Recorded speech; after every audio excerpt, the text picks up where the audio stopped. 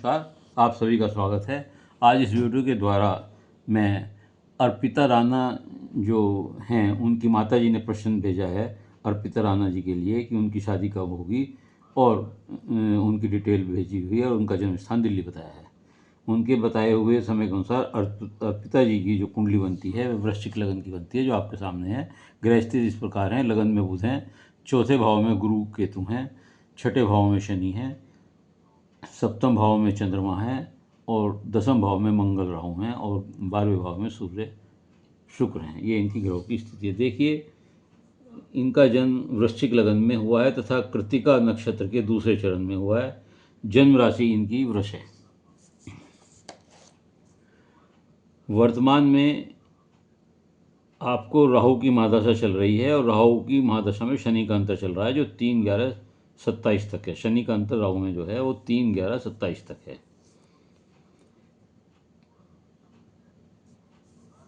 विवाह योग जो आपका बनता है, प्रश्न इनका ये है कि विवाह कब होगा। अर्पिता जी के बारे में प्रश्न ये किया गया है कि इनका विवाह कब होगा, तो उनके बारे में विवाह के योग की स्थितियाँ बताता हूँ। इनका विवाह का योग जो बहुत प्रबल बनता है वह 12-11-26 तक है। 12 नवंबर 2026 तक इनका विवाह का योग बन रहा है। और अगर इस अवधि में इनका विवाह नहीं होता तो फिर 31 वर्ष के अवस्था के बाद, जब इनकी आयु 31 वर्ष की हो जाएगी, उसके बाद बनेगा। शादी के लिए हम पति घर को देखते हैं। पति घर का स्वामी ये 7वें घर से देखते हैं। इसमें वृष राशि है और चंद्रमा बैठे हुए हैं। चंद्रमा यहाँ उच्च के हैं। चंद्रमा यहाँ बैठकर उच्च के अच्छा फल देते हैं और अच्छा सुंदर पति देते हैं। और शुक्र वृष राशि के स्वामी शुक्र होते हैं, उनका संबंध 12वें भाव से है और वो स्वग्रही होकर सूर्य के साथ बैठे हैं। अर्थात इनका विवाह किसी ऐसे युवक से होगा जो विदेश में कार्यरत होगा।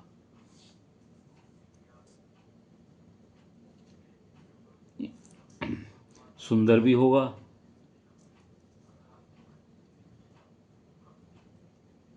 और आप भी, क्योंकि सूर्य और शुक्र आपके 12वें भाव में हैं, आप भी आकर्षक व्यक्तित्व की होंगी।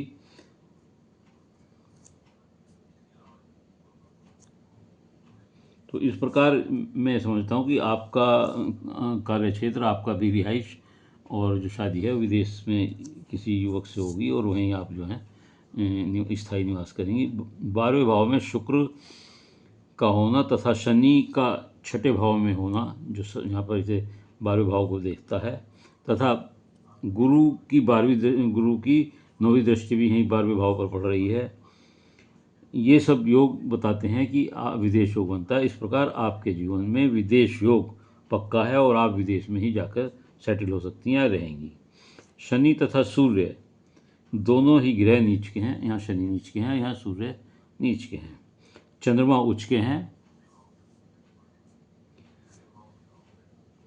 तथा दशमेश जो है वो इसके स्वामी, दशमेश के स्वामी सिंह राशि है, सूर्य हैं और वो 12वें भाव में हैं।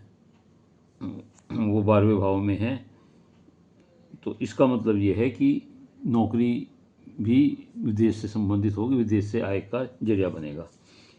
सूर्य शुक्र भाव में 12वें भाव में होने से आप सुंदर होंगी, सुखद वैवाहिक जीवन होगा, धन संपदा पूर्ण होगी।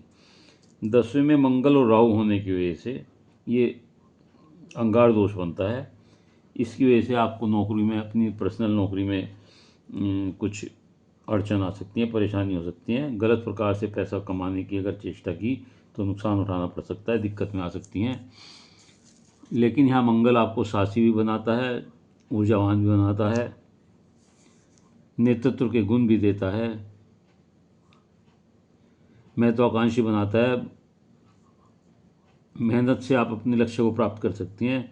शादी के बाद ऐसे लोगों का, क्योंकि भाग्य जो है सप्तम भाव में बैठा हुआ है और सप्तम भाव का स्वामी विदेश भाव में 12वें भाव में बैठा, तो ऐसे लोगों का भाग्योदय शादी के बाद होता है और विदेश जाकर होता है।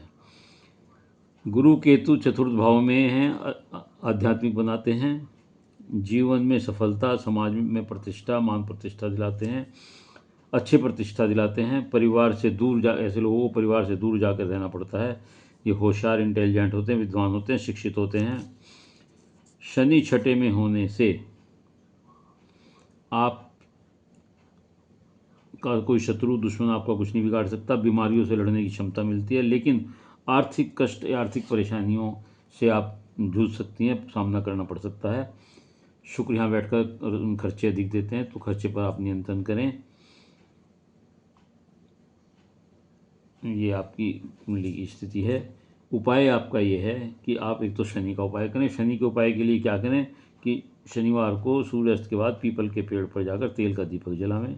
चींटियों को आप मीठा आटा डाल सकते हैं, शिव जी पर जल चढ़ा सकती हैं। केतु के लिए, जो केतु यहाँ बैठ रहे हैं आपके नौकरी को देख रहे हैं, और पत्नी आपकी माता को भी कुछ परेशानी होती होगी थोड़ी बहुत किसी तरह की, तो उसके लिए आप गणपति जी को दूबड़ा चढ़ाया करें। राहु, क्योंकि मंगल और राहु अंगार दोष बना रहे हैं, इसके लिए आप कोढ़ियों की मदद करें, कोढ़ियों को कुछ दिया करें, उनकी सेवा करें। भैरव के मंदिर में दीपक जला सकते हैं, कुत्तों को रोटी दे सकते हैं और हनुमान चालीसा पढ़ें। यदि ये आप काम करेंगे तो आपका जीवन बड़ा सार्थक और सफल होगा। और लगता यही है कि आपकी शादी, जो मैंने बताया कि 26 नवंबर 26 तक हो जानी चाहिए और विदेश में होगी। तो उम्मीद है कि आपको अपने प्रश्नों का उत्तर मिल गया होगा। यदि आपको ये वीडियो अच्छी लगी हो तो लाइक करिएगा, शेयर करिएगा, कमेंट्स बॉक्स में जाकर अपने विचार लिखिएगा। इसके अलावा यदि किसी और का कोई प्रश्न हो तो वह अपनी डिटेल भेजते हुए मेरे चैनल को सब्सक्राइब करते हुए अपना प्रश्न भेज सकता, उत्तर अवश्य दूंगा। लेकिन उत्तर के लिए आपको अपने नंबर की धैर्य से इंतजार करनी पड़ेगी। धन्यवाद।